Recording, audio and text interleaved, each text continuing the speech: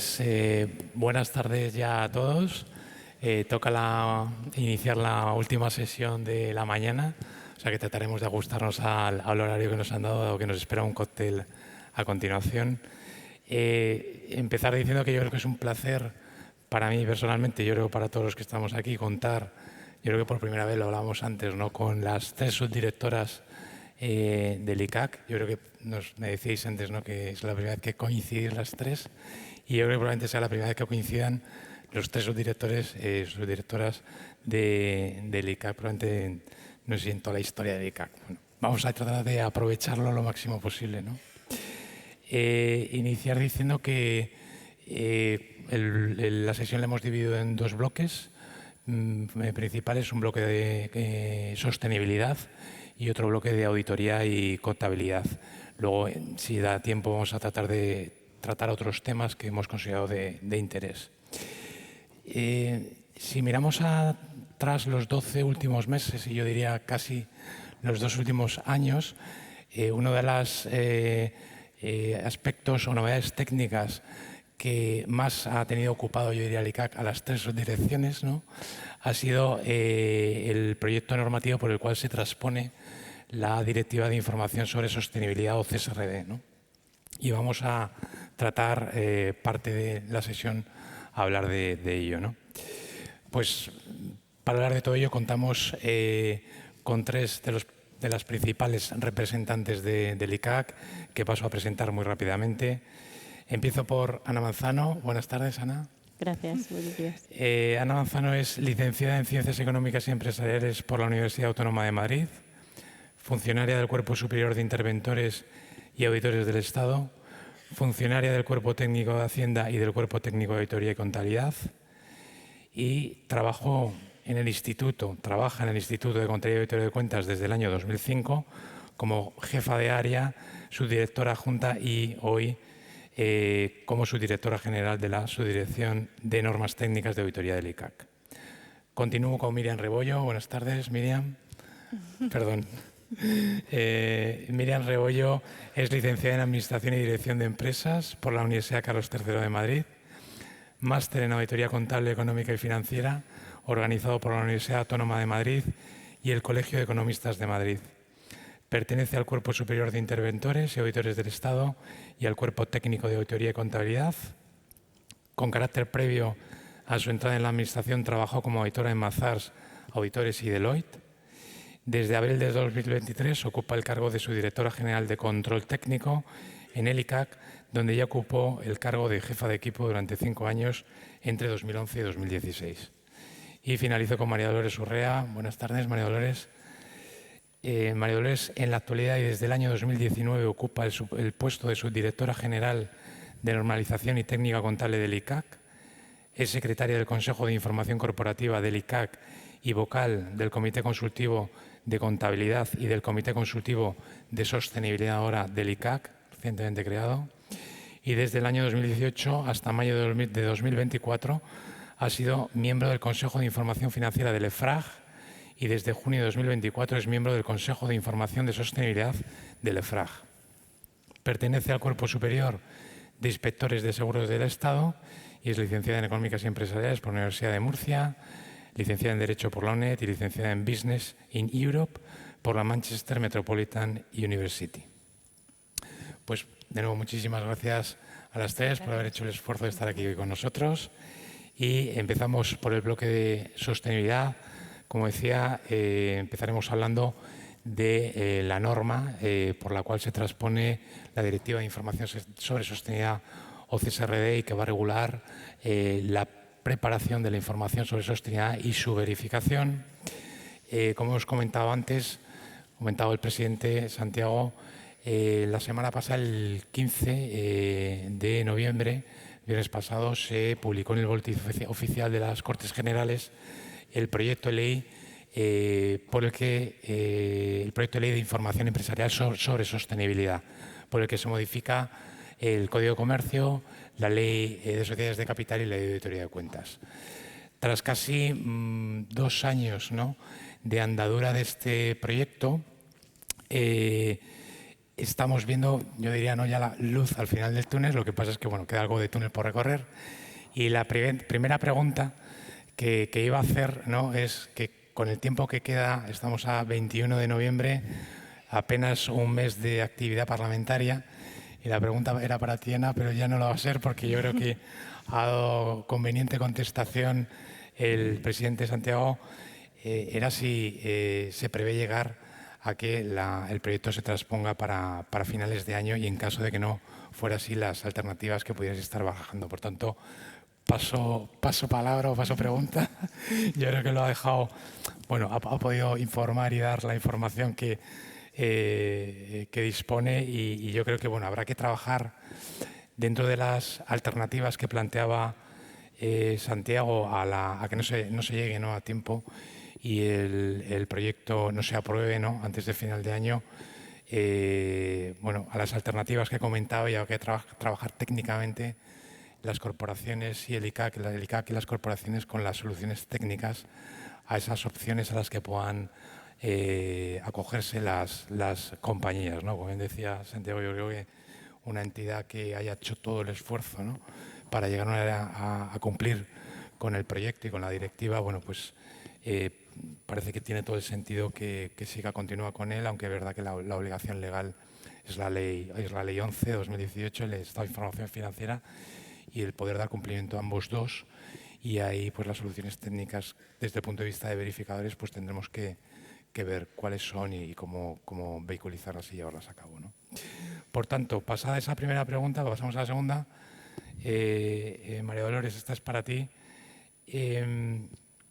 Con este escenario, con cierta incertidumbre, aunque la pregunta es indiferente, dado que las empresas están preparando ahora en el 2024, se tienen que seguir preparando para la segunda ola en el 2025, es el estado de información no financiera, que es lo que hasta ahora más se parecía a la información sobre sostenibilidad que se nos viene, es lo que venían haciendo nuestras compañías sujetas obligadas a ello en este país.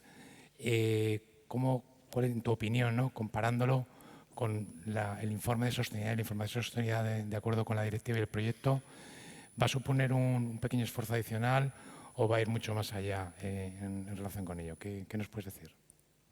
Bueno, pues en primer lugar, muchísimas gracias, David, por la presentación y bueno, por invitarnos, ¿no?, en mi caso particular, invitarnos a este congreso que además tiene un marco maravilloso y muchísima audiencia, lo cual, bueno, pues siempre es maravilloso. Pues para responder a tu pregunta, siendo muy riguroso, si vamos a lo que dice el proyecto de ley, ¿no?, de información empresarial sobre sostenibilidad, ahí lo que se dice, ¿no?, concretamente en relación al contenido, es que este contenido de la información sobre sostenibilidad, lo que se dice expresamente en la exposición de motivos, es que se corresponde casi en su totalidad con lo que ya se preveía en el estado de información no financiera que aprueba la Ley 11/2018, ¿no? Eso es lo primero que se dice y dice, bueno, pues no sé, parece que no vamos mal, ¿no? Entonces, bueno, pues porque se refiere a las cuestiones de sostenibilidad que en el propio proyecto de ley pues define pues, estas cuestiones medioambientales, sociales, ¿no?, lo que ya decía la Ley 11/2018, ¿no?, de gobernanza, bueno, incluyendo pues, todas las cuestiones relacionadas con los aspectos laborales, la lucha contra la corrupción y el soborno y todo esto, ¿no? Con lo cual, pues en un primer momento dice, bueno, pues esto parece que va a ser parecido. Lo que ocurre es que, bueno, ahora la directiva, ¿no?, la directiva del año 2022, la 2464 de información sobre sostenibilidad, ahora ya es muy clara y muy explícita, por ejemplo, en lo que se refiere a la aplicación del enfoque obligatorio de doble materialidad. Y eso, bueno, aunque ya en principio se dejaba ver, ¿no?, en la Ley 11/2018, pero esto ya es clave, ¿no? Esto de la doble materialidad, que, como ya sabemos, es pues, como los impactos, ¿no?, el impacto que genera la actividad de la empresa en las cuestiones de sostenibilidad y luego pues cómo impactan, ¿no?, cómo afectan esas cuestiones de sostenibilidad pues, sobre la evolución, los resultados y la situación de la empresa. Y esto de la materialidad pues, es fundamental, porque es a partir de ese análisis de materialidad, ¿no?, es la base para luego pues, tener que dar toda la información de sostenibilidad, ¿no?, las empresas. Luego, además, si tenemos en cuenta que se dice también expresamente, ¿no?, que esa información tiene que abarcar toda la cadena de valor, ¿no? Bueno, ¿y qué es esto de la cadena de valor? Bueno, ya más o menos ya todos sabemos lo que es la cadena de valor, lo de aguas arriba, aguas abajo, ¿no?, los proveedores, los clientes. Concretamente, en el propio proyecto de ley incluimos una definición que, bueno, de acuerdo con la ponencia anterior, la verdad es que hay que pensarla, ¿no? Pues actividades, recursos y relaciones que utiliza la empresa y en las que se basa para crear productos, servicios desde el inicio hasta la entrega, consumo final, en fin, la cadena de valor, lo que es toda la cadena, ¿no?, de producción, desde el proveedor hasta el cliente, y todo eso, en la medida que sea material, hay que informar, ¿no?, de todo ello. Todo esto, claro, es donde afecta fundamentalmente a las pymes, ¿no?, a las pymes que no estén obligadas por la directiva, es decir, que no son pymes cotizadas. Pero al final, claro, si las grandes tienen que dar esa información, pues tendrán que pedírsela, ¿no?, a sus proveedores y a sus clientes, que si son pymes, pues tendrán que proporcionarla, ¿no? Y es ahí, pues, un tema muy importante que, además, bueno, pues en la directiva se intenta proteger, ¿no?, para que esas pymes no estén acosadas de información por parte de las grandes, pero estableciendo unos límites, ¿no?, lo que se dice el límite de, ¿no?, de la value chain cap, ¿no?, esto, el dar como mucho la información que la norma que se va a desarrollar para pymes cotizadas exige. Pero esto en es principio mucho. es para esas pymes cotizadas, las NIEs para pymes cotizadas, o puede que vaya a las NIEs voluntarias. No. En principio, lo que dice la directiva es que el límite lo pone la norma para pymes cotizadas, entre otras cosas porque es la norma que se va a aprobar mediante un acto delegado de la... Que luego se cambie, pues tendrán que cambiar la directiva, pero interpretar otra cosa diferente, la verdad es que es un poco complicado, ¿no? Entonces, todo eso en cuanto a la cadena de valor. Luego, además, pues esa información, ¿no?, continúa diciendo que tiene que ser prospectiva, retrospectiva, con horizonte temporal a corto, medio, largo plazo. Y luego, lo último, el tema del marco, ¿no?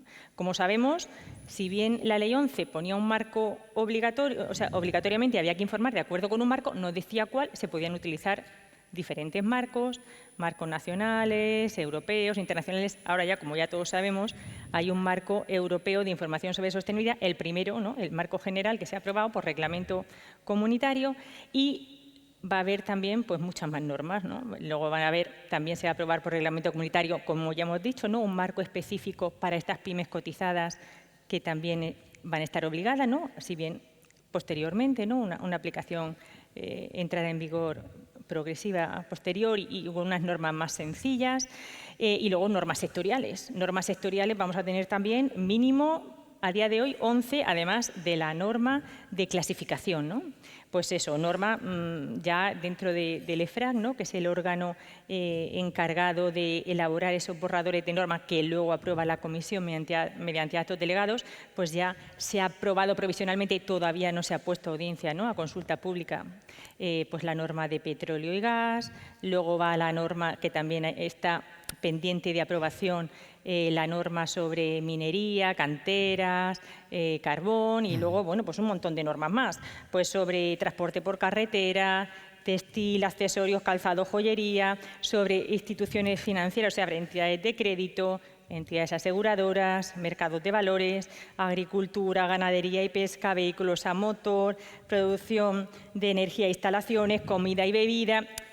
O sea, que tú calculas si es lo mismo o no es lo mismo, ¿sabes? O sea, que realmente es un tsunami, ¿no?, regulatorio que bueno, eso de momento, ¿no?, todo eso es lo que prevé la directiva y está la máquina en marcha, y bueno, pues eso es todo esto lo que te puedo contar, ¿no? Entonces ya calculemos con lo cual, si es... Desde el punto de vista al final regulatorio, ¿no?, si te entiendo bien, el esfuerzo de luego no tiene nada que ver, ¿no?, con lo que era el Estado de Información Financiera, no. Y me parece que el que tenga que acometer este proyecto tiene que prepararse lo antes posible, ¿no? Muchas gracias. Sí. Ana, en la parte en relación con la actividad de verificación, hasta ahora lo que teníamos es un estado de información financiera que se tenía que verificar, había obligación, pero no había un marco. El proyecto de ley, ¿cómo va a regular la actividad de verificación? Y si, qué marco normativo, norma técnica, se baraja por el ICAC y cuál es tu previsión en el medio y largo plazo de evolución de esa norma técnica marco de actuación. Muy bien. Bueno, en primer lugar, como ha dicho María Dolores, muchas gracias por invitarme a estar hoy aquí hablando de este tema que nos ocupa y nos preocupa a todos, ¿no?, de la sostenibilidad. Y muchas gracias por haberme invitado a poder pasar también unos días aquí en Gran Canaria, que la verdad que es una isla que merece la pena. Es verdad que el marco va a cambiar, ¿no? La verificación de la información sobre sostenibilidad no va a tener nada que ver con lo que hasta ahora se venía haciendo respecto a la verificación del estado de información no financiera.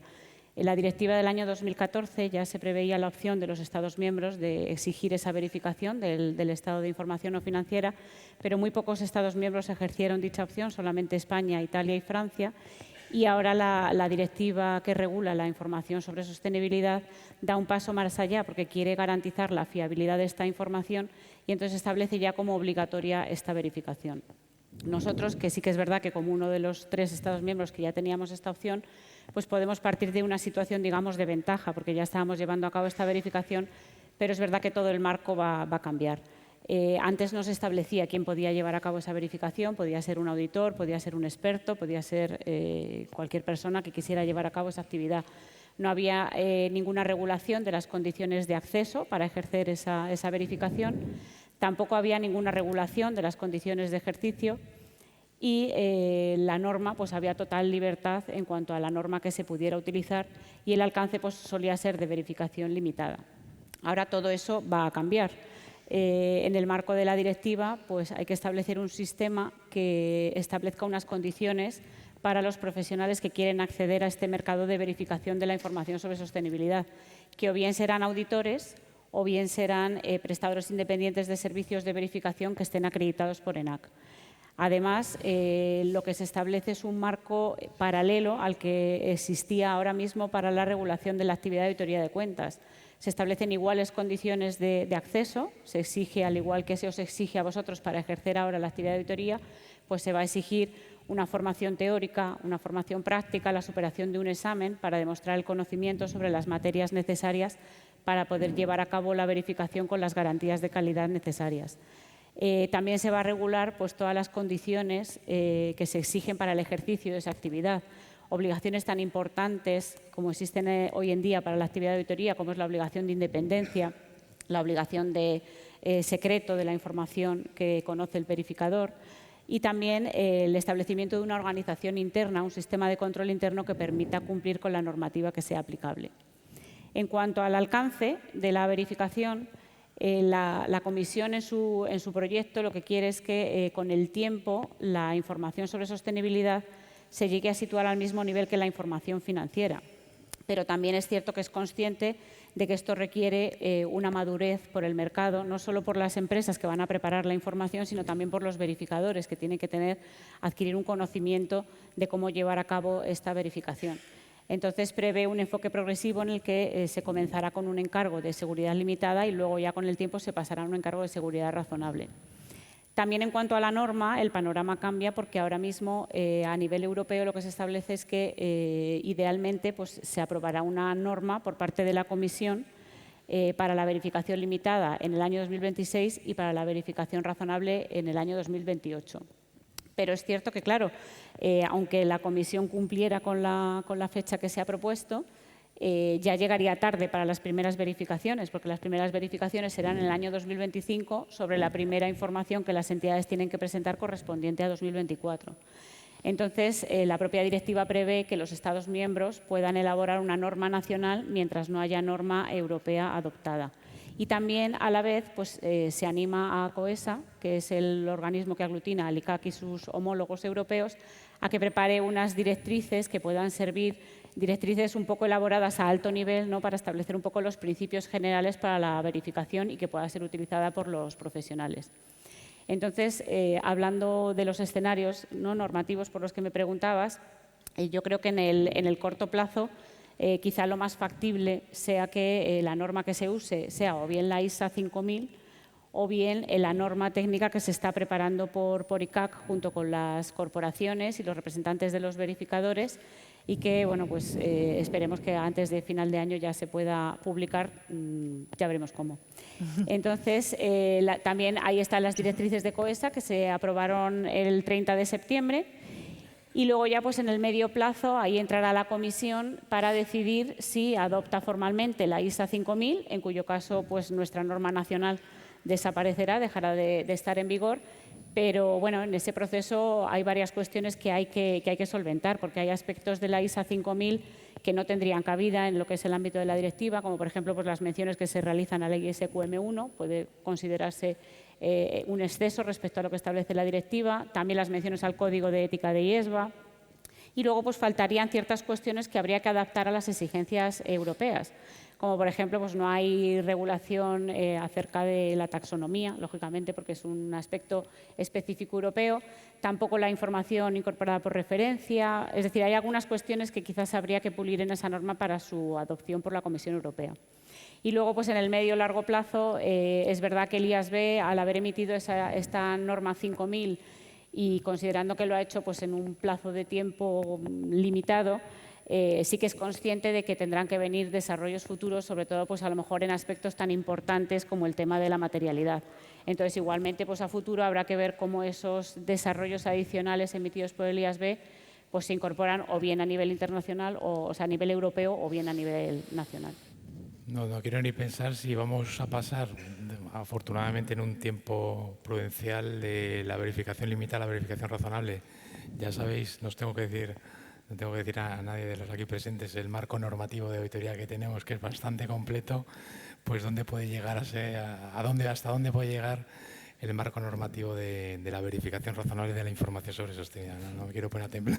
Tiempo al tiempo. Vamos primero con la limitada, poco, lo otro ya vendrá. Vamos poco a poco.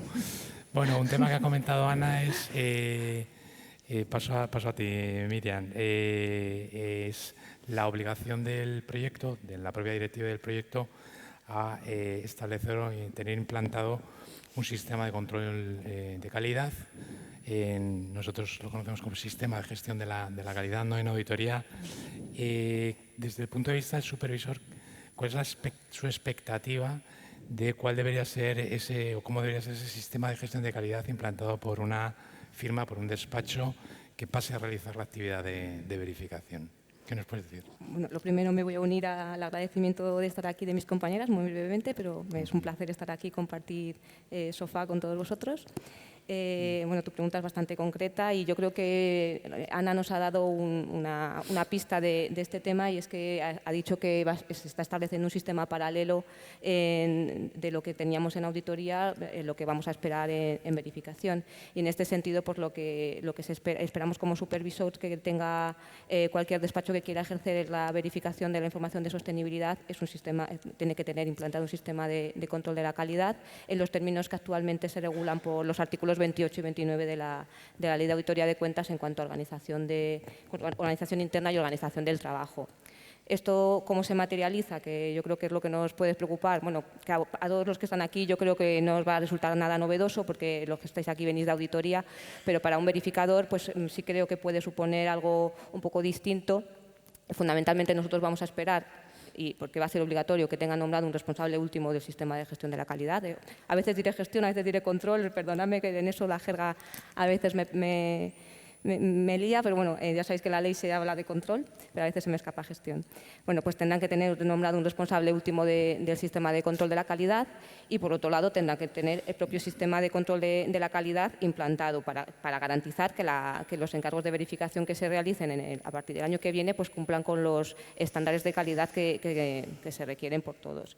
¿Esto qué significa? Pues que tendrá que tener medidas y procedimientos administrativos y organizativos que permitan detectar, prevenir, detectar, evaluar, comunicar, reducir o, en su caso, eliminar cualquier amenaza a la independencia, que creo que es uno de los pilares fundamentales a los que se van a enfrentar los nuevos despachos que entren a realizar la verificación en nuestro marco normativo, porque la independencia siempre ha sido... Es un tema que nos preocupa a todos y es una normativa muy complicada, y ellos van a tener que hacer frente a esto como se hace desde el punto de vista de la auditoría actualmente.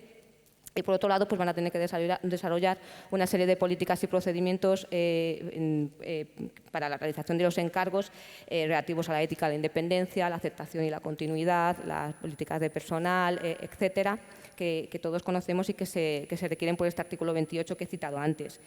¿A qué políticas y procedimientos me estoy refiriendo? Pues políticas y procedimientos relativos al personal y a cualquier persona que participe en los encargos de auditoría, que tendrán que tener la competencia y la capacidad y cumplir con la independencia que ya he citado.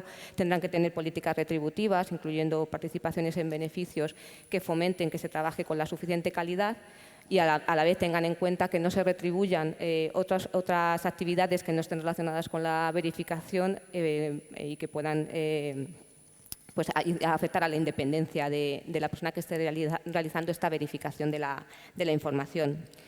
Muy importante también para nosotros será ver que cuentan estos despachos con políticas y procedimientos en relación con la organización interna de la organización de los archivos de auditoría, políticas y procedimientos relativos a la utilización de expertos, externalización de funciones, que creo que además en el seno de la verificación va a ser muy frecuente, mucho más de lo que encontramos actualmente en la auditoría y que no puede en ningún caso menoscabar la calidad del trabajo que se está realizando.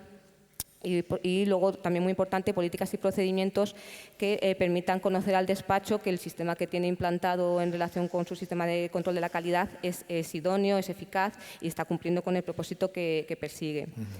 Van a tener que obligatoriamente evaluar anualmente su sistema de control de la calidad interno, tener un registro de cualquier conclusión de incidencia que se detecte y de las medidas que se propongan para subsanarlos en su caso y tener una monitorización anual de este sistema. Y lo que es fundamental para nosotros como supervisor es que todo eso tiene que quedar documentado y el verificador tiene que ser capaz de acreditar ante nosotros que el sistema está implantado, que está funcionando y que nosotros podamos ver cualquier medida, decisión política, procedimiento, etcétera, que se está llevando a cabo en ese sentido. La documentación siempre para nosotros es fundamental.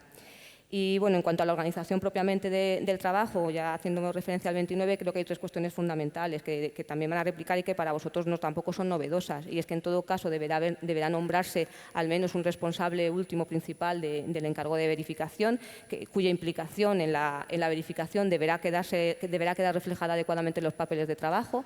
Como digo, nada novedoso para vosotros que estáis aquí, pero bueno, tiene que verse esa implicación por parte del responsable principal. Por otro lado, cada trabajo de verificación deberá contar con su archivo de verificación que recoja todo lo que se ha producido en el seno de ese trabajo, desde las primeras actuaciones que se realizan en la aceptación y en la continuidad, cualquier análisis de independencia, etcétera, y luego propiamente la realización del encargo y de la supervisión que sobre este se realiza.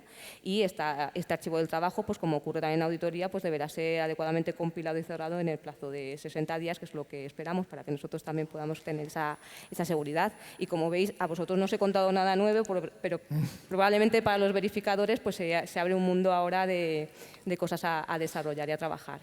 Totalmente de acuerdo, ¿no?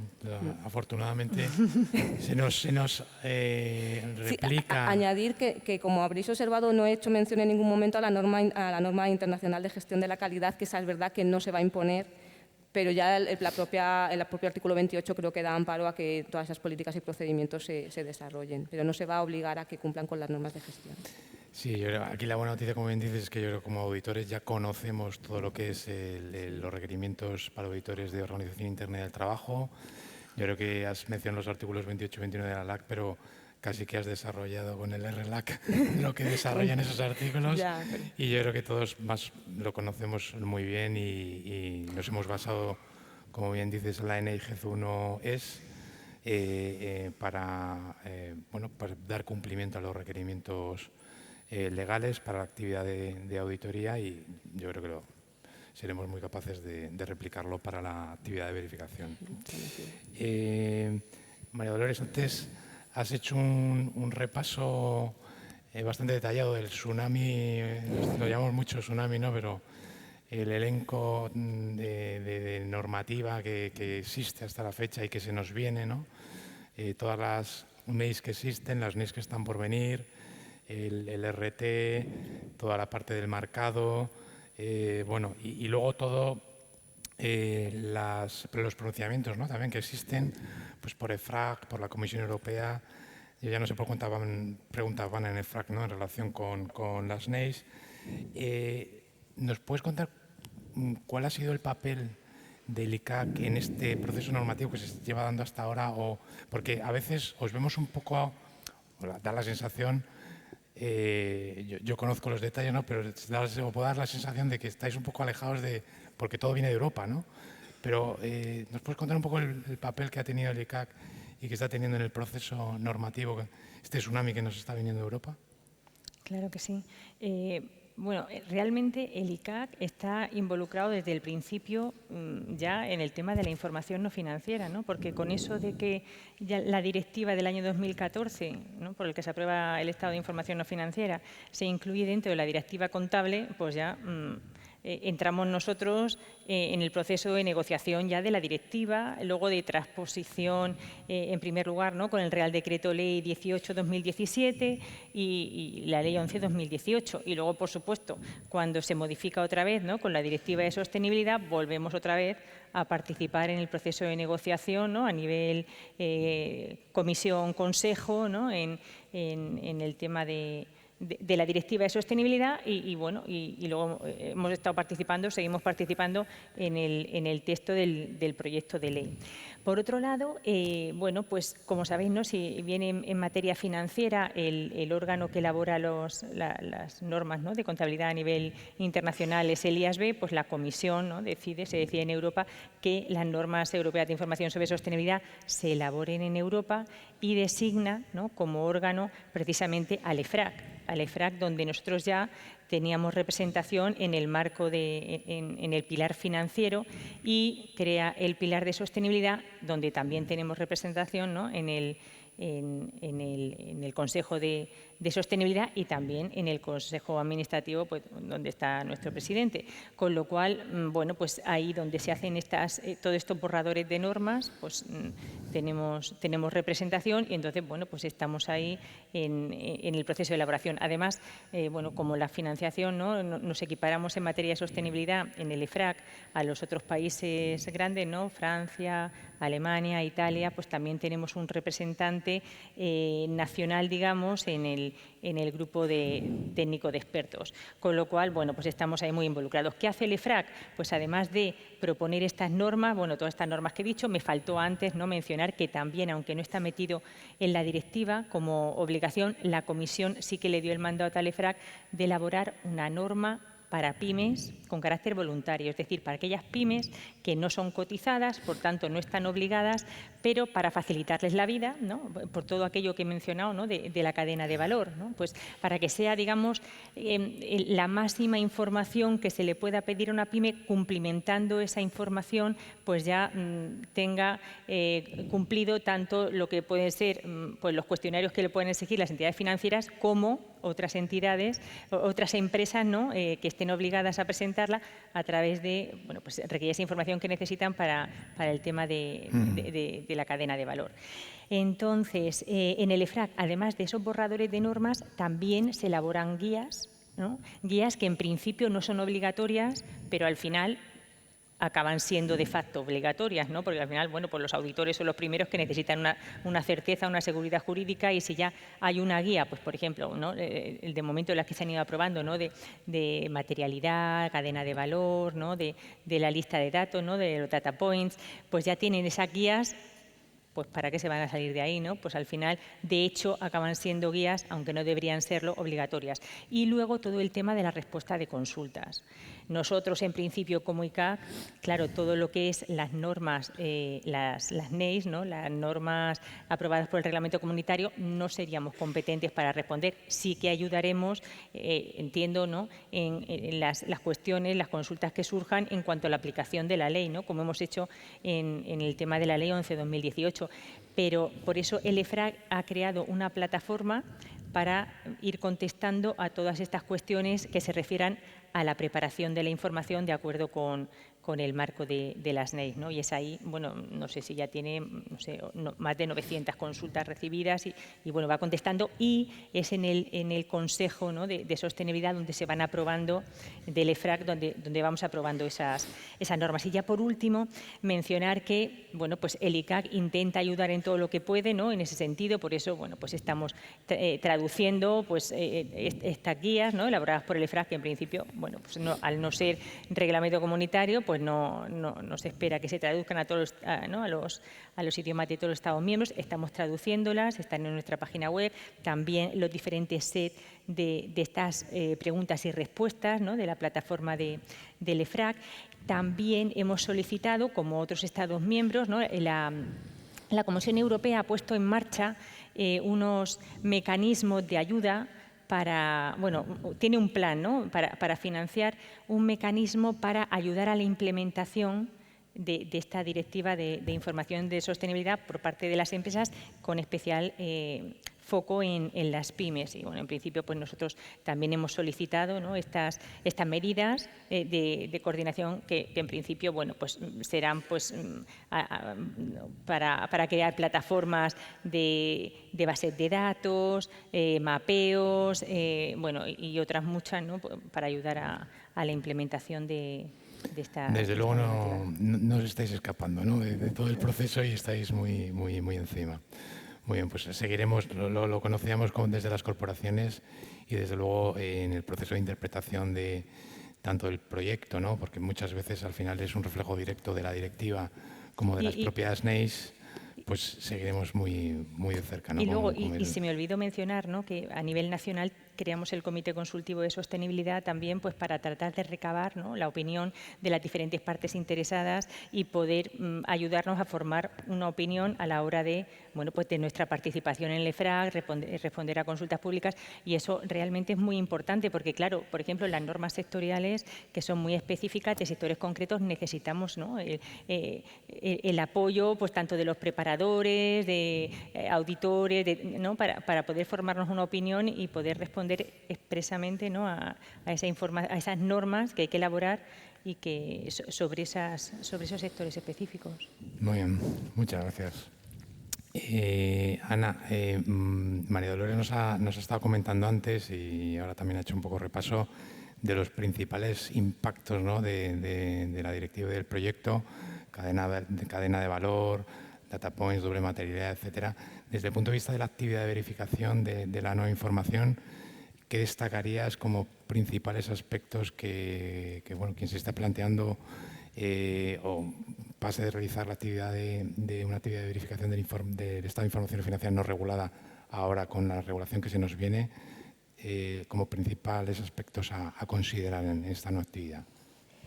Esta pregunta me gustaría contestarla desde dos puntos de vista. En primer lugar, ¿cuáles serían las cosas que un verificador tiene, o vosotros como auditores para ser verificadores, cómo tenéis que prepararos para esa actividad? Y luego ya entrar un poquito más en el ejercicio concreto y no cuáles son los aspectos que yo destacaría.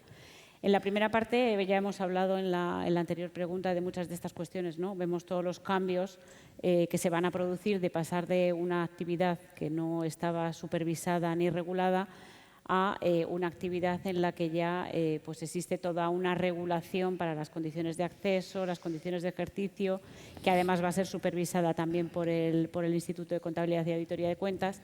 Pero es cierto que ahí vosotros como auditores estáis en una posición de ventaja porque, como antes decía, es un sistema paralelo el que se establece respecto al que hoy en día existe para la actividad de auditoría de cuentas. O sea que, bueno, además de prepararos para esas condiciones de ejercicio y de acceso que se os van a pedir y la supervisión del ICAC, pues ahí ya partís de una situación que digamos que ya conocéis, el marco normativo, que ahora simplemente pues lo tenéis que extender a esa nueva actividad que podéis pasar a ejercer. Pero ya desde el punto de vista de prepararos para el ejercicio de la verificación en sí, es verdad que la información sobre sostenibilidad es de un carácter muy diverso. Hay información medioambiental, información social, información de gobernanza. Hemos visto que aumentan las necesidades de información o los requerimientos de información respecto a lo que era el estado de información no financiera. Y es verdad que hay que contar con equipos multidisciplinares, ¿no? Gente que tenga formación pues, en los distintos aspectos sobre los que tenéis que opinar, emitir una conclusión sobre la información que la entidad ha presentado. Ya entrando un poco más en detalle y dejándolo un poco siempre a alto nivel, ¿no? Hay 4 cuestiones que sí que me gustaría destacar y que se encontrarán en la regulación de la norma técnica de verificación. En primer lugar, la conclusión que el verificador tiene que emitir sobre el proceso. La directiva habla que en la conclusión que el verificador va a emitir tiene que concluir sobre el proceso que ha utilizado la entidad para decidir qué información presenta para cumplir con el marco. Esta conclusión del verificador tiene que incluir no solamente la comprobación de que el proceso que está descrito en la propia información sobre sostenibilidad, tal y como exigen las normas, es el que está implantado, sino que también tiene que concluir que ese proceso le permite presentar la información que exige el marco normativo. Otro de los aspectos fundamentales es el tema de la materialidad. No solamente ya el análisis de la materialidad, tal y como se ha definido por la entidad para decidir qué información se presenta, sino la materialidad del verificador para ver qué aspectos lleva a su conclusión y cuáles son los aspectos que podrían, si existen incorrecciones materiales en esa información presentada, influir en las decisiones de los usuarios. Esto, y tú lo sabes muy bien porque has estado en el grupo de trabajo de preparación de la norma de verificación, es la piedra angular de la norma, pero también ha sido la piedra en el zapato porque supone un cambio de mentalidad. Tenemos que pasar de la materialidad financiera de los estados financieros cuantificada en euros a una materialidad de una información que es muy diversa en su naturaleza y que ya no incluye solamente, hay aspectos cuantitativos que se pueden cuantificar en euros, pero hay aspectos cuantitativos que están en otras medidas distintas, en litros de vertidos, en toneladas de lo que sea, en número de personas que han sufrido un accidente o que han fallecido. Entonces, al final, claro, en la regulación se establecen principios generales que llevan a que haya aspectos cualitativos que haya que considerar incluso en estas cifras cuantitativas para llegar a determinar qué es lo que es material para el usuario que se va a enfrentar a esa información no financiera, esa información de sostenibilidad y ese informe de verificación sobre esa información. Otro de los aspectos también es que van a intervenir otros terceros que van a estar mirando esa misma información que está mirando el verificador. Hay una conexión entre la información financiera y la información no financiera y por eso también hay que establecer alguna relación con el auditor que esté auditando las cuentas, que puede ser el mismo o puede ser uno distinto al verificador, y ver cómo ambos están alcanzando una conclusión sobre la misma información. También la directiva prevé que haya determinados elementos que están incluidos en la información sobre sostenibilidad que se verifiquen por un tercero independiente y acreditado. Entonces, ese trabajo que ha hecho ese verificador, pues también habrá que ver cómo se puede utilizar para el que está verificando el conjunto de la información sobre sostenibilidad y que tiene que emitir una conclusión sobre el conjunto de esa información. Con lo cual, aquí también pues, hay que ver un poco cómo en la norma se van desarrollando esos criterios. Y, por último, estamos en una verificación limitada y es necesario transmitir bien en el informe cuál es el trabajo que se ha hecho de verificación. Sobre todo porque, claro, el usuario de la información va a ver el paquete completo, va a ver los estados financieros con un informe de auditoría y va a ver la información sobre sostenibilidad con su informe de verificación. Y sobre todo al principio, cuando estamos hablando de una verificación limitada, hay que transmitir bien en el informe cuál es el grado de seguridad que se ha alcanzado para que los usuarios tengan claro cuál es el tipo de conclusión que se emite. Yo creo que esos serían un poco los aspectos sobre los que habría que incidir. No son pocos, no son pocos. Muy bien, muchas gracias. Miriam, antes nos has comentado pues como la expectativa, ¿no? Tanto por lo regulado como por lo no regulado hasta ahora, que por cierto, es verdad que estamos en una situación, debido al retraso en un poco del proyecto, pues vamos a tener antes o después un proyecto de una ley, pero es verdad que luego vendrá teóricamente un reglamento, ¿no?, que desarrollará la ley, ¿no? Entonces, es verdad que comentabas, ¿no? Por eso era un poco peculiar, que te estaba escuchando un poco el futuro o detalles del futuro reglamento o la parte del futuro reglamento que desarrollará, ¿no? Bueno, ya veremos. Nos comentabas un poco por dónde vuestras expectativas de por dónde debería ir un sistema de gestión de calidad implantado por una firma, un despacho, que pase a realizar la actividad de verificación. Y la pregunta que te hago ahora es, hasta dónde nos puedas contar, imagino que todavía estáis pensando en todo ello, ¿no? La actividad de supervisión de esta actividad de verificación, por dónde va a pasar, qué ideas tenéis. Bueno, yo creo que hay una clave, que es lo que has dicho, lo tenemos un poquito más lejos que todo este marco normativo que están contando mis compañeras, porque hasta por lo menos el final del año que viene, comienzos del siguiente, pues no empezaremos a supervisar propiamente a los verificadores. Pero bueno, yo creo que la clave es lo que hemos comentado antes. El sistema que esperamos es un sistema paralelo, entonces nuestra supervisión también se va a ejercer de una forma paralela y tendremos 3 tipos de actuaciones, que es lo que tenemos actualmente. Actuaremos a través de inspecciones del sistema de gestión de la calidad, investigaciones y actuaciones de comprobación. Entonces, pues es todo muy equivalente. Haremos actuaciones de comprobación, como venimos haciendo ahora, de que los verificadores están cumpliendo con la formación mínima obligatoria, por ejemplo, o si cualquier aspecto parcial de la actividad de auditoría en la que podamos ver un problema. Con las investigaciones lo mismo, pues actualmente iniciamos una investigación cuando consideramos que hay algún indicio de un incumplimiento de la normativa. Eso no va a cambiar. Si, por ejemplo, nos llega una denuncia en la que vemos indicios fundados de que hay un incumplimiento normativo, pues haremos una investigación. Y lo que será más habitual, como ocurre ahora en el ámbito de la auditoría, será que hagamos inspecciones recurrentes de los verificadores y del sistema de gestión de la calidad que tendrán que tener implantado obligatoriamente. ¿Cómo organizaremos esto? Pues efectivamente eso es un poco, todavía está por ver, pero lo primero que necesitamos es que un registro equivalente al registro de auditores que tenemos ahora de verificadores se ponga en marcha y empiecen a presentar una información anual como se presenta actualmente a través del Declara. No sé si con los mismos nombres o cómo lo haremos, pero necesitamos eso porque es la base de nuestro trabajo, para a partir de ahí poder ver a qué nos estamos enfrentando realmente, porque creo que son todos los problemas que tenemos, que en realidad no sabemos a lo que nos enfrentamos. Pues puede darse el caso, supongo, a futuro, que cuando vayamos a una entidad, el auditor y el verificador sea la misma firma, entonces sea todo muy semejante, porque el sistema se haya extendido y todo sea mucho más sencillo, sobre todo si es una firma que ya ha sido inspeccionada en momentos previos. Luego podemos encontrar casos en los que no, la entidad es auditada por un auditor y verificado por otra firma, que puede ser de auditoría o puede ser de esos acreditados que vienen de ENAC y que no conocían este sistema que ahora se les va a imponer. Entonces ahí vamos a encontrar diferencias que hasta que no tengamos el dato concreto pues no sabemos si se va a producir una concentración o si van a entrar muchos, entonces claro, eso va a determinar mucho cómo actuemos. Y eso también va a condicionar, porque nosotros un pilar básico cuando hacemos las inspecciones, dado que nuestros recursos son limitados, es la supervisión basada en riesgos.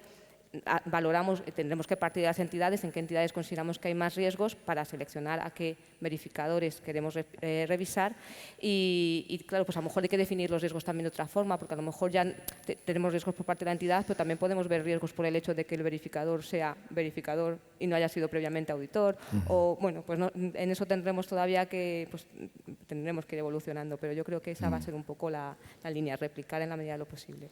Muchas gracias. Bueno, yo seguro que muchas de las firmas y despachos que están aquí representados han pasado por una inspección del sistema de gestión de la calidad, con lo cual estáis perfectamente preparados. Bueno, acabando con el bloque ya de sostenibilidad, que yo creo que ya le hemos dedicado bastante tiempo y todo lo que viene esta tarde. Ana, una última pregunta. Algo que preocupa mucho y que bueno, estaba en la propia directiva recogido es el tema de la coherencia, ¿no? La revisión o la evaluación de la coherencia entre ambas informaciones, ¿no? La información financiera y la información sobre sostenibilidad. Hasta ahora el auditor estaba con el estado de información no financiera de alguna manera eximido, deja de decir así, tenía un alcance muy reducido en cuanto al estado de información no financiera y el verificador no sé si va a hacer alguna revisión de esa coherencia. ¿Qué nos puedes contar de quién va a entrar a revisar la coherencia de una y otra información, que al final forma parte de un paquete único de información corporativa de una compañía? ¿Cómo se va a reportar en el informe? ¿Quién reportar y cómo lo hará? Y en última instancia, si va a haber algún tipo de interlocución o debiera haber algún tipo de interlocución entre auditor y verificador en relación con esta coherencia. Efectivamente, para el auditor ahora la situación cambia, aun cuando no sea el verificador, porque, como tú bien decías, respecto al estado de información no financiera, el auditor lo único que tenía que hacer era comprobar que estuviera presentado y ahí acababa toda su labor. Pero ahora la directiva de contabilidad sí que establece que respecto a la opinión que el auditor tiene que dar del informe de gestión, del cual forma parte la información sobre sostenibilidad, queda excluida la parte del contenido y presentación conforme al marco, porque eso es lo que constituye realmente el objeto del encargo de verificación, Y es verdad que hay un principio, una idea que la Comisión ha transmitido en su set de preguntas y respuestas que publicó en agosto, es que se evite la duplicidad del trabajo, ¿no? O sea, no quiere que eso pueda suponer un incremento de costes para las empresas. Entonces, sí que le exime al auditor de emitir esa opinión de contenido y presentación, pero esto no ocurre igual con la coherencia. Entonces, es el auditor el que va a tener que ver y emitir en su informe de auditoría una conclusión sobre la coherencia entre la información sobre sostenibilidad y la información financiera. Muy bien. Pues damos por finalizado el bloque. Yo creo que bastante tiempo y en su fin de profundidad hemos comentado, ¿no?, la parte de sostenibilidad. Pasamos al bloque de auditoría y de contabilidad y empezamos el bloque. Continúo contigo, Ana, porque desde el punto de vista normativo, novedad normativa, en este año 2024 quiero entender que el principal proyecto, o no sé si decir casi único, de novedad normativa en materia de auditoría es la adaptación de la NIA 600 revisada de auditorías de estados financieros de grupo mediante la RICAC, ¿no?, por la cual se aprueba la NIAES, ¿no?, de 600R. Desde el punto de vista, ¿cuáles son las principales novedades, sabiendo que ya en el 2021, con la aprobación del reglamento, ¿no?, que desarrolla la ley de auditoría de cuentas actual, con ese famoso artículo 16 del reglamento, ¿no?, que recogía los requisitos de documentación de la revisión del trabajo realizado por el editor del grupo, del trabajo realizado por el auditor de las entidades que forman parte del conjunto consolidable. De alguna manera, yo creo que ya anticipamos ahí gran parte de lo que al final parece que está o recoge o está escrito en la propia NIA, está escrito en la propia NIA 600R. No obstante, ¿cuáles son desde tu punto de vista, pues, los principales impactos que trae la norma revisada? Desde un punto de vista teórico, porque luego Miriam elaborará un poco más, bajando ya a los aspectos prácticos, aparte de las novedades que el IASB está incorporando en todas las últimas normas que ha ido emitiendo, la 315, la 540, las normas de calidad, es decir, los aspectos en los que, bueno, pues se enfatiza el uso del escepticismo profesional y la aplicación del juicio profesional, o los aspectos de graduación, que también lo que tratan es de defender lo que siempre el IASB ha defendido de la escalabilidad de sus normas, ¿no?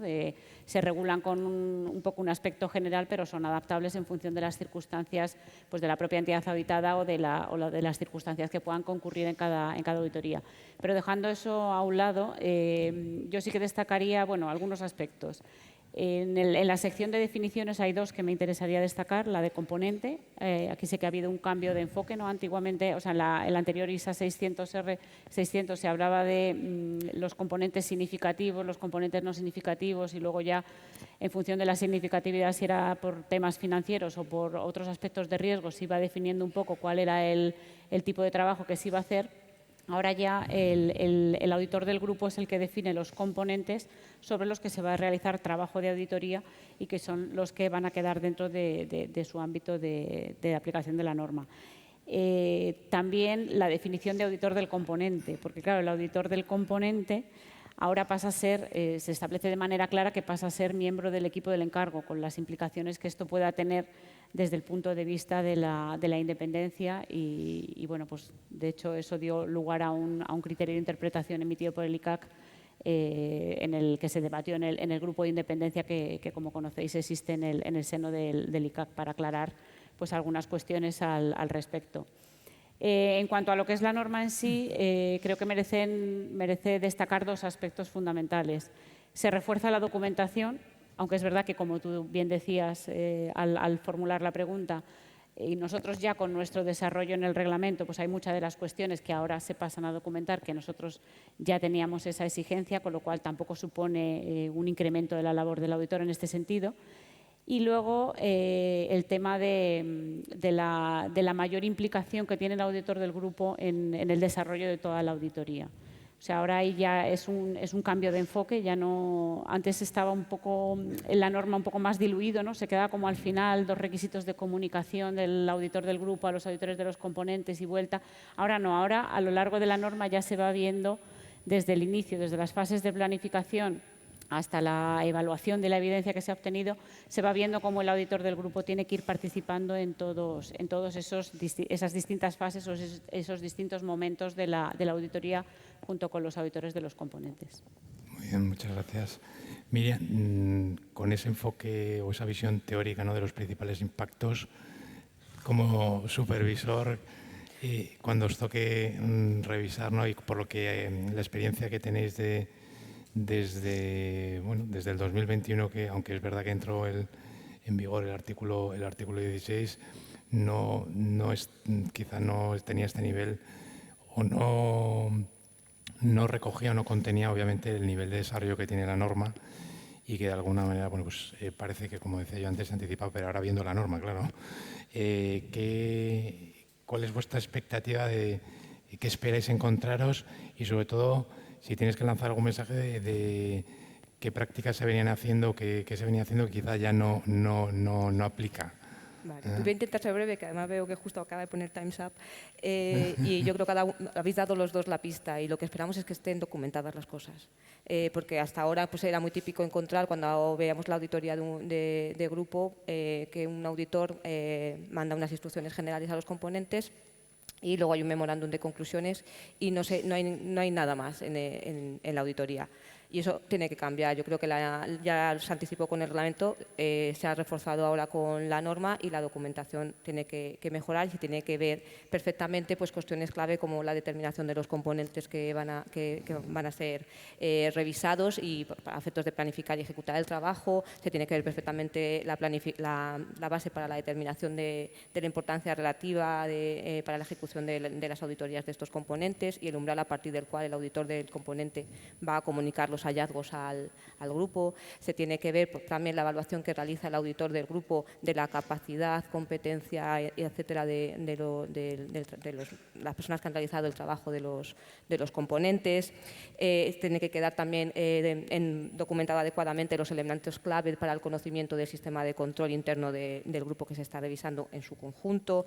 La naturaleza al momento de realización y la extensión de la supervisión y de la dirección que realiza el auditor del grupo, responsable, como ha dicho también Ana, de la auditoría. Tiene que hacer esa revisión y esa dirección del trabajo, y tiene que quedar perfectamente documentada. Es que me voy a repetir mucho con la palabra, pero creo que es el mensaje fundamental para mí hoy.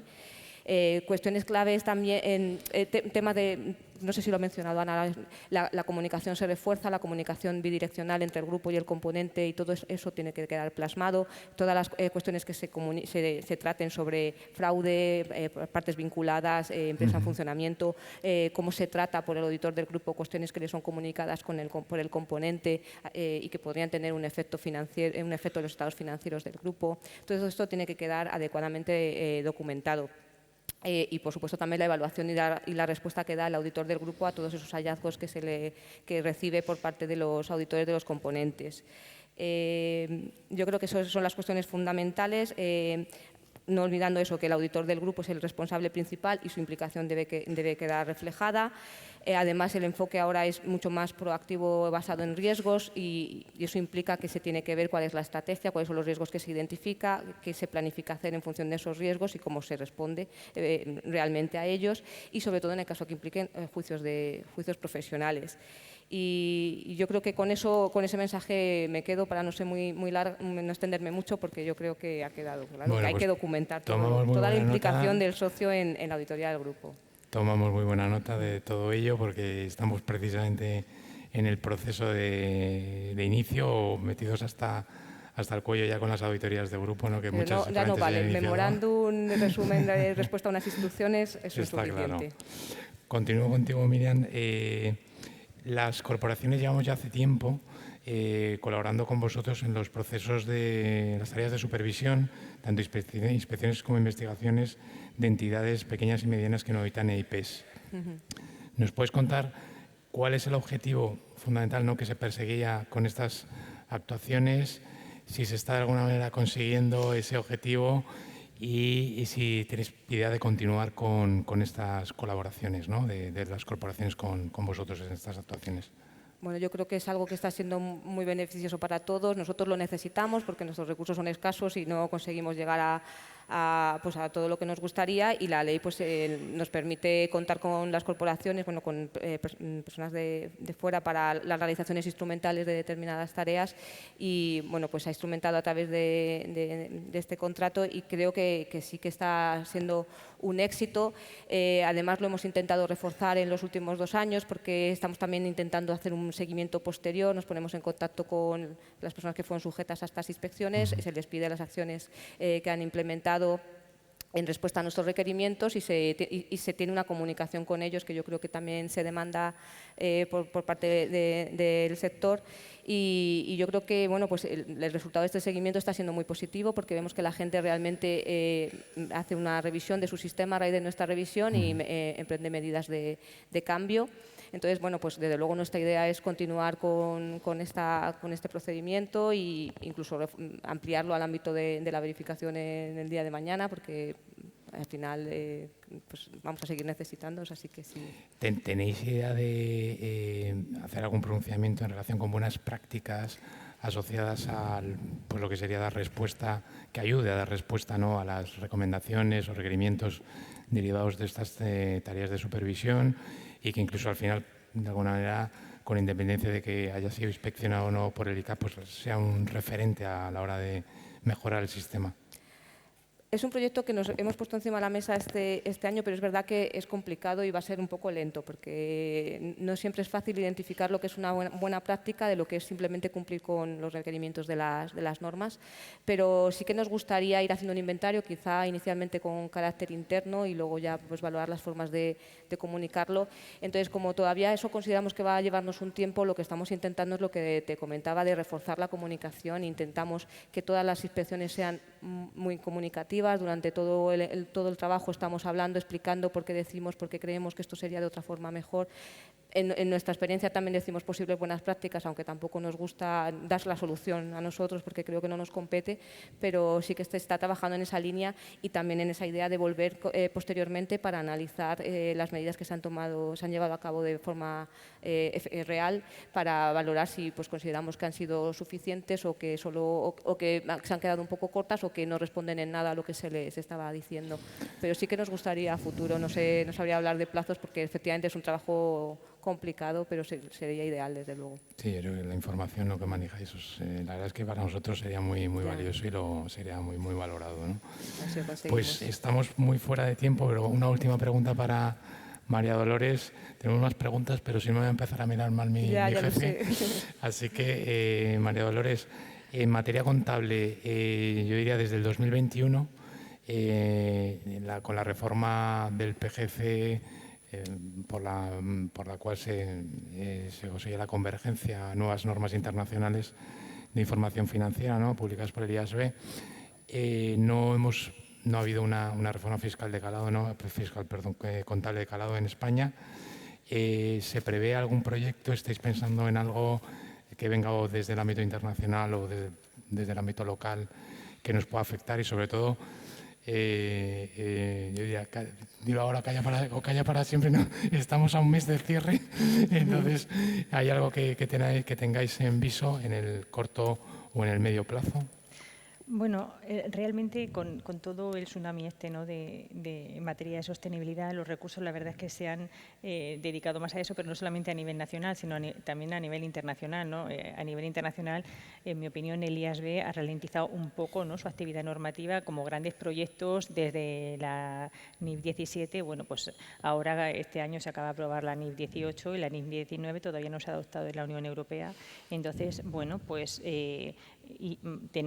¿no?, está dentro de nuestras funciones valorar, ¿no?, la conveniencia de las diferencias y en su caso ver si hace falta o no, por ejemplo, concretamente la NIF 18, ¿no?, de presentación y divulgación de estados financieros, si hace falta o no modificar nuestra normativa interna. Nosotros en nuestro PGC los modelos están muy desarrollados, a diferencia de lo que pasaba, ¿no?, con la NIC 1, y bueno, lo valoraremos teniendo en cuenta, por supuesto, pues la relevancia que tienen los modelos y el impacto, ¿no? Entonces, bueno, pues por supuesto, supuesto, lo iremos haciendo, pero así a corto plazo es un proceso que requiere un análisis importante, ¿no? Para ver al final pues, qué es lo más conveniente. Con lo cual, de momento en el corto plazo nos quedamos tranquilos. Muy bien.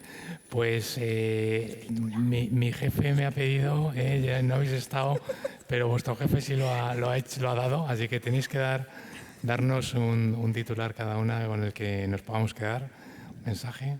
Ana, si quieres empezamos por ti. Muy bien. Pues en relación con sostenibilidad, tú antes decías que daban ganas de salir corriendo. Y yo creo que esta es una sensación que no tenéis solo vosotros. Yo creo que también seguro que tienen las empresas que se enfrentan a la preparación de la información. También la tenemos nosotros en el ICAC, que nos vamos a enfrentar a la regulación y a la supervisión. Pero yo creo que el mundo es de los valientes y que tenemos que quedarnos y que, bueno, pues si todos trabajamos juntos, pues lograremos que al final toda la preparación de la información sobre sostenibilidad, su verificación y su supervisión pues contribuya a que los usuarios puedan tomar mejores decisiones económicas en relación con las empresas. Desde luego que tiene que ser así. María Dolores.